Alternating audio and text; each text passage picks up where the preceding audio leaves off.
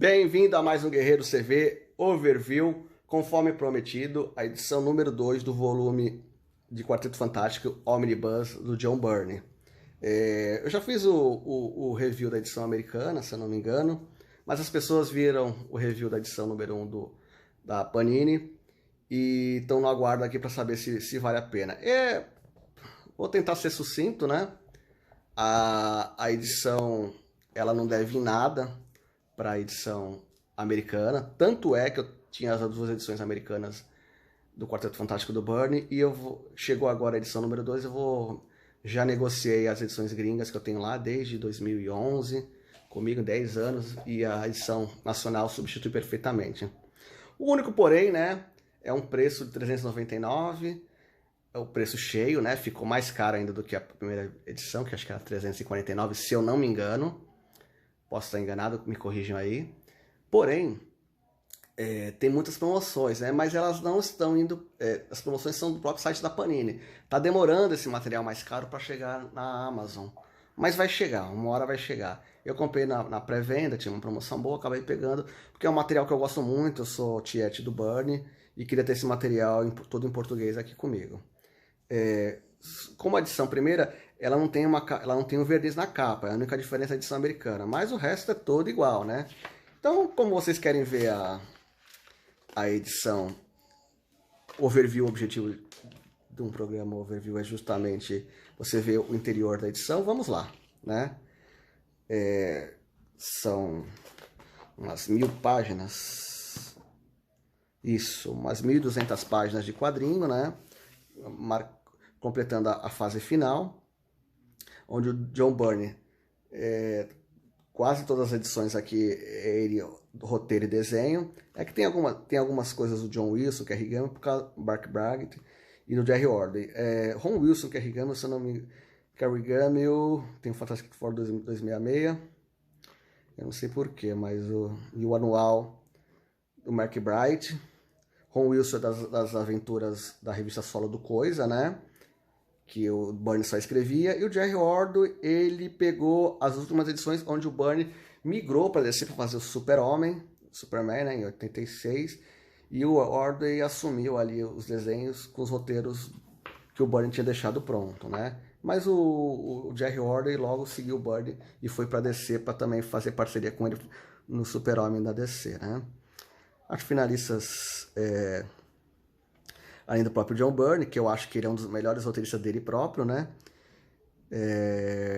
O próprio Jerry Ordway, Al Gordon, Joe Sinnott, né? Terry Austin, que é, além do próprio Byrne, o Terry Austin acho que é o melhor arte finalista. Mas é opinião, tem gente que divide. E o Jerry Ordway, apesar de eu adorar ele como desenhista, ele deixa uma marca muito forte e ele modifica um pouco a arte do Byrne, né? E eu tenho essa cisma. Mas eu adoro o Jerry Ordway como desenhista e como finalista. Mas ele trabalhando com o Byrne, ele descaracteriza um pouco. Opinião minha, né? Bom, é da edição... Começa com Alpha Flight, né? Que é um team-up da Sue Storm com o Namor e a Marina da Tropa Alpha. Mas a edição que começa aqui do Quarteto Fantástico é a 261 e vai até a 292. Né? 30 edições, de 83 até 86, 3 anos, praticamente, né? Quase 3 anos, fora alguns anuais, um Avengers anual, só, e um Quarteto Fantástico anual também, um Fantastic Four anual 18 e o Avengers anual 14, que tem uma história aí contra os Skrulls. Ah não, olha, corrigindo, né?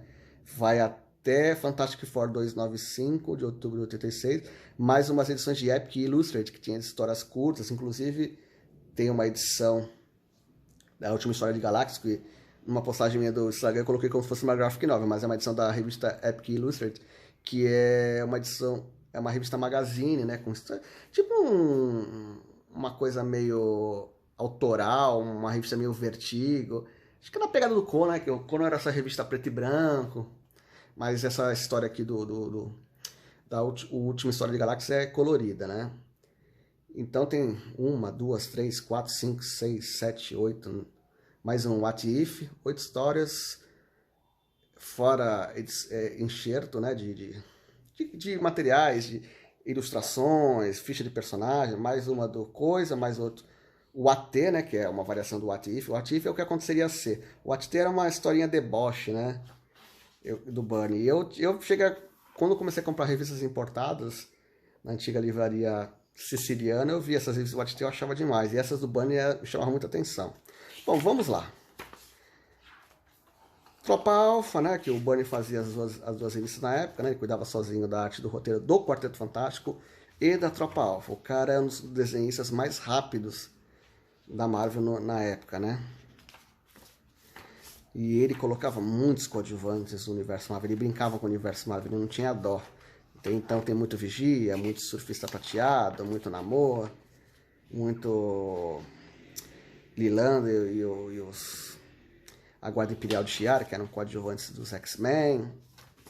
Aqui o famoso Julgamento de Galactus, que já foi republicado aqui no Brasil algumas vezes. Aqui começam as historinhas do Quarteto Fantástico se passando já. Tentam ter uma vida normal, eles criam identidades secretas, eles não moram mais no edifício Baxter, apesar de manter a sua sede ativa, para dar uma vida normal para o jovem Franklin, que nesse momento não tem mais superpoderes. História muito intimista, muito familiar, né? Aí traça, brinca muito com a personalidade do Coisa, do Tocha Humana, da profundidade. Aqui enxertando com histórias do Coisa, né? É uma historinha pré-Guerras Secretas, né? Onde o Coisa tinha um relacionamento com a Alicia Massa e já estava um relacionamento meio capenga já, ele se questionando se ela gostava dele, de um monstrão, ele já não amava mais ela. Tinha os relacionamentos do passado do Ben Green. Enfim, aqui é o crossover, é a historinha onde eles vão para o mundo de Guerras Secretas, que é aquela história crossover onde todos os heróis da Marvel foram parar no mundo do Beyonder e brigaram, né? Aqui tá a capinha. E na edição seguinte, né, mostra... Tem essa história aqui do Ardiloso, ou Pote de Pasta, um vilão ridículo invadindo a sede, mas tem aqui a continuação dessa edição, o retorno do Quarteto Fantástico ao mundo a Terra, né? Depois saindo do mundo do Beyonder, e eles vêm com... onde introduz a Mulher Hulk como integrante do Quarteto Fantástico, porque o Coisa, né? Chato pra cacete, resolveu ficar no mundo do Beyonder, pensar na vida, filosofar. Foi uma justificativa meio idiota aí do Bunny, desculpa. O Bunny é muito bom, é dos meus top 5, mas ele pisou na bola nessa, né? E aqui, né, a Mulher Hulk já chega no Quarteto Fantástico, a Sue Richards, mais histórias do Coisa, né? A Sue Richards precisa dar a luz para a sua segunda filha, que futuramente ia se chamar Valéria, mas aqui... Vou contar spoiler, né? A criança morre, né? Mas como no quadrinho nada é definitivo, essa Valéria aí acabou voltando, e ó, não me pergunte como, né? Eu gosto dessa fase do Bunny e só. O Quarteto Fantástico depois do Bunny ficou muito confuso, né? Tem uma fase outra boa do Hickman, uma do Walter Simonson, mas igual essa fase não tem. E aqui, né, tem umas coisas interessantes. No mundo que eu me questiono, no mundo do Quarteto Fantástico, no mundo de Guerras Secretas, tem umas coisas sem explicações. Eles voltaram do mundo de Guerras Secretas e o Dr. Octopus está preso. Os vilões voltaram por conta própria e automaticamente ele está preso. Deve ter uma explicação aqui, mas eu não lembro de ter visto, né? Ele não deveria estar preso, com tratamento psiquiátrico. Eles voltaram na mesma semana. Então acho que foi uma incoerência aqui do Bunny. Ele meio que desprezava o projeto do Jim Shooter, que é o editor dele. Eles tinham tretinhas, então ele meio que ignorou isso, né? Mesma coisa na história anterior, que... A história anterior não, né? No Omnibus anterior, tem a morte, suposta morte do Doutor Destino, e eles ficaram com a máscara. Inclusive tem uma história aqui que eles lutam contra a máscara. E no mundo do Guerras Secretas, aí o erro lá foi do Jim Shooter. Ele meio que ignorou esse fato, né? Ele usou o Doutor Destino e não deu nenhuma explicação. Coube ao Bunny aqui nessa edição corrigir isso aqui. Ó, aqui tá a edição da máscara, né? E não tem nenhuma frasezinha no Guerra Secreta perguntando, pô, mas como é que o Doutor Destino tá aqui se ele morreu lá no confronto contra o Terrax, né? Então a máscara dele permanece na sede do Quarteto Fantástico e eles acabaram de voltar do Guerras Secretas, onde eles lutaram com o Doutor Destino. Então, Jim Shooter cagou pro Bunny e o Bunny também cagou aqui na questão do Dr. Octopus. Mas em relação ao Doutor Destino, o Bernie depois conserta. Aqui é uma edição anual que nem é desenhada pelo Bernie, né? É o Mark Bright, que inclusive tenta emular aqui o Bernie um pouquinho, né? Mostrando aqui o que aconteceu com o Chris e Crew, que ficaram como árbitros na Batalha dos X-Men pela vida da Fênix, né? Resolveu revisitar isso aqui. Bom, aqui o Byrne traz de volta aqui o Whitey Wingfoot, um personagem na época, utilizado na época do Kirby, né? E era amigo do Johnny Storm na faculdade. E ele entra, fica aí perambulando com o Quarteto Fantástico e acaba virando interesse romântico da mulher Hulk. E, né, Johnny Storm engata um romance aqui com a Alicia Masters, que era uma coisa meio para abalar as estruturas da família, né? O Bernie gostava desse drama, e eu também gostava, confesso, que era uma mulher carinhosa, o Johnny Storm era um cara vazio, mulherengo, e quando ele encontra a mulher certa, ele se dedica, né? Só que anos depois, eles mostraram que essa mulher não era Alicia Master, era uma Skrull, na verdade, né? E aí cagaram um conceito de drama... Tem quem odiasse, né? Achava que a Alicia Master, por ser cega, gostava da alma do coisa, e por isso era a mulher perfeita. O Bernie colocou uma pimentinha na relação aí. Mas os fãs nerds não sabem lidar com quando você termina um relacionamento, né? Acho que é chifre e quem chifrou tem que ser execrado em praça pública, né? Amadureçam, leitores, amadureçam. Mas Quarteto, histórias, se não me engano aqui, essas histórias foram publicadas no Guns N' Roses 25, que eles vão à procura do pai do Red Richards, mais histórias do Coisa, que na verdade serve para mostrar quando ele retorna, né? Ele mostra por onde o Coisa andou. Chato pra cacete essas histórias, né? Aqui, se eu não me engano, essa arte final já é do Ordway. Pode ser. Ou não, né? Mas essa arte já prejudica... A arte final prejudica a arte do Bernie, né? O Bernie é arte do cenário, mas... Al Gordon. Al Gordon eu gosto, mas aqui não me agradou. Novamente, questão de gosto. Não me xinguem. O Bernie fazia umas capas diferentes, né? Que isso aqui se destacava na banca, esse efeito de luminosidade.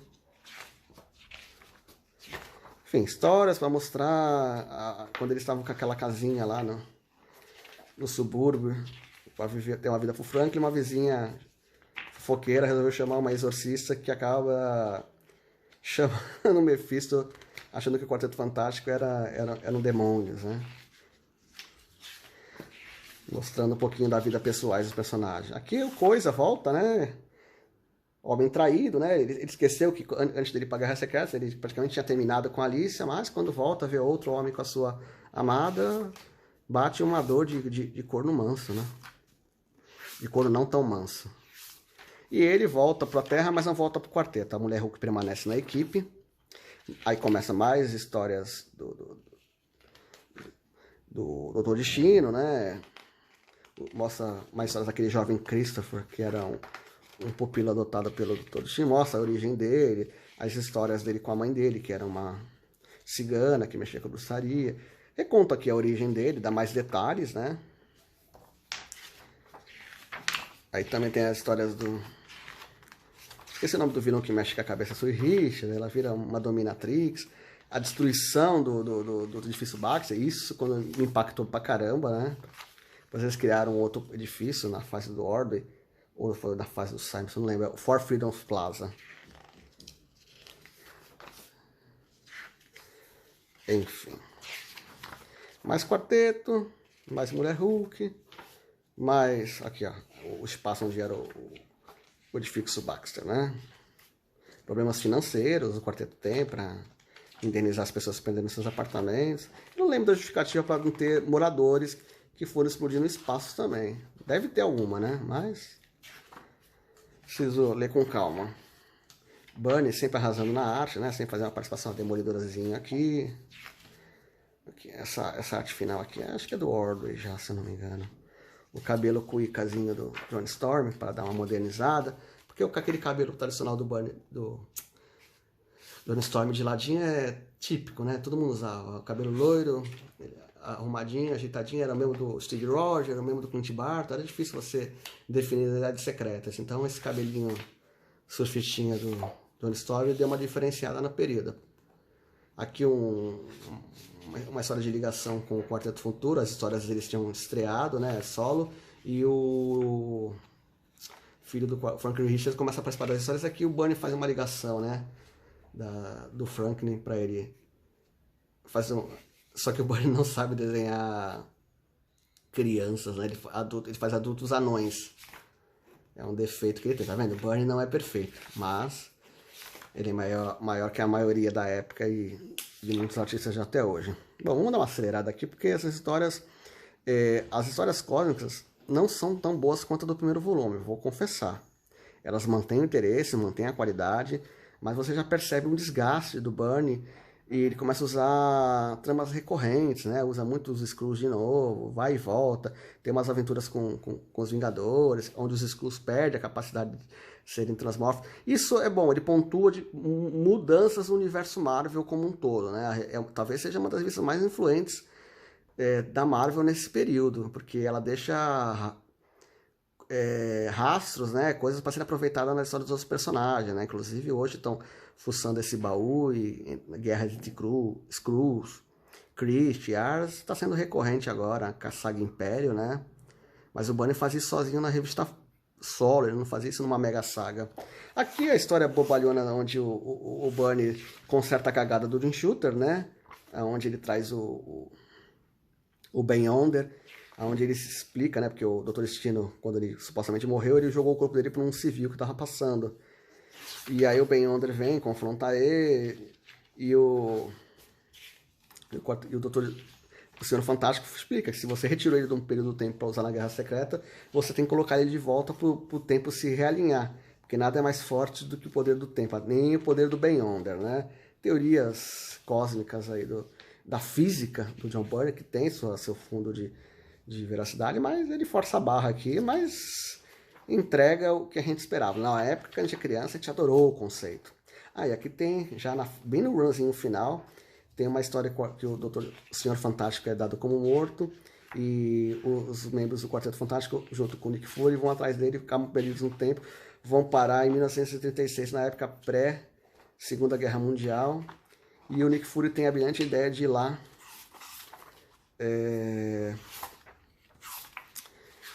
acabar com o Hitler antes que ele se transformava no monstro que ele se tornou, né? Mas aí não acaba como a gente espera, né? Aqui essa capa emula o Action Comics 1, que o Super-Homem levanta aquele Calhambeck, né? Aqui a Mulher Hulk seria o Super-Homem. O Bernie já devia... Essa edição é de 86. Já deve ter tido o convite para fazer o Super-Homem, então ele tava brincando já com os conceitos, né? Fez a homenagem do Super-Homem. Tem aquela capa também do Gladiador, então ele já gostava do Super-Homem, já queria fazer o Super-Homem há muito tempo, né? E aqui ele faz mais homenagem. Aqui é a história do Hitler que eu falei. Que o Nick Fury tenta matar o Hitler. É uma história bem bacana. Mostra que o Bernie sempre é um pesquisador de história americana, história mundial, né? E para quem é um adolescente, que quando leu isso na época, eu quis ler mais sobre nazismo, sobre a Segunda Guerra Mundial. Acho que é uma das funções bem bacanas que os quadrinhos exploraram mais na época do Bernie, né? Hoje em dia nem tanto. Aqui, fase final, né? Tem um perigo aí no Arizona, que chamam os Vingadores da Costa Oeste, o Quarteto Fantástico. Eles entram numa bolha lá de luz negra e vão parar num mundo aí onde o Quarteto Fantástico é reverenciado. Aqui já essa edição é escrita pelo Bernie e, se eu não me engano, e desenhada pelo Order. Nossa, quando eu li essa edição, eu já falei, argumento do John Bernie e o roteiro do Roger Stern, né? Porque ele provavelmente pegou o roteiro incompleto, né? E aí eu já senti aquele dor no coração de que acabou-se uma era, acabou a era Bernie no quarteto, né? Foi muito longa, né? Então, e eu comprava o gibi do Homem-Aranha só para ler as histórias do quarteto. Apesar de eu gostar do Homem-Aranha, as histórias do quarteto é a que me enchia os olhos.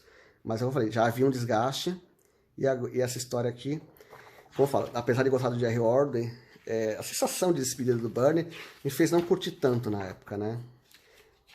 Enfim, acabou a história finalizou aqui.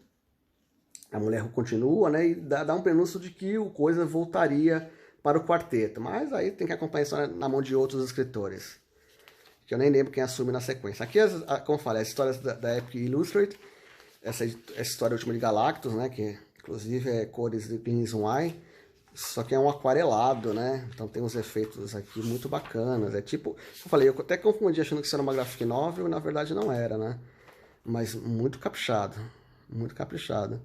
E se eu não me engano, a história não termina, né? Não termina. Ela fica em aberto, porque a revista Epic Illustrated era mensal, bimestral, não sei. Então era para continuar, ó. Ainda não terminou. Chega. Só que o Byrne se despediu e não terminou. Aqui um What If, né? Os Quartetos Sem Poderes. Finalizado pelo Byrne, pelo Terry Austin, se não me engano, né? Não, nem uma. É, John Byrne mesmo. Dá pra. O traço dele. A final dele você reconhece. Uma edição especial contando a história aí um pouco de origem. História com o Byrne, né? Assim como no Julgamento de Galactus, tem uma historinha que Coisa vai lá na revista solo dele e cobrar do Byrne histórias mais recentes do Quarteto Fantástico. Aquela revista What que eu falei que era revista de deboche, né? Novamente, o Byrne já brincando com o Super-Homem, com os conceitos, né?